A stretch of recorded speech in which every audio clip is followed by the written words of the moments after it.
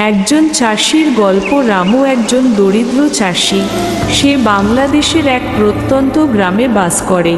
ছোটবেলা থেকেই সে বাবার সঙ্গে মাঠে কাজ করত।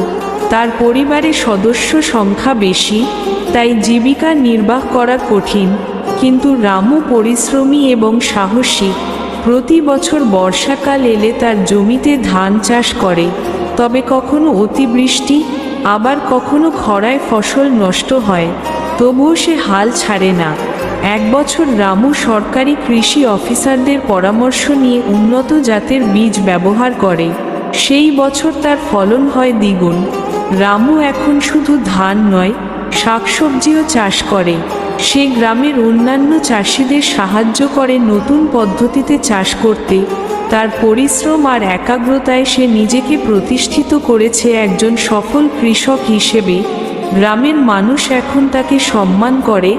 ছোট চাষিরাও তার কাছ থেকে শিক্ষা নেয়। রামুর গল্প আমাদের শেখায়, পরিশ্রম, ধৈর্য এবং সদিচ্ছা থাকলে যে কোনো বাধা জয় করা যায়। একজন সাধারণ চাষিও হতে পারে সমাজের অনুপ্রেরণা। এইভাবে রামু শুধু নিজের জীবনের পরিবর্তন আনেনি, বরং পুরো গ্রামের কৃষি ব্যবস্থায় এনেছে এক ইতিবাচক পরিবর্তন।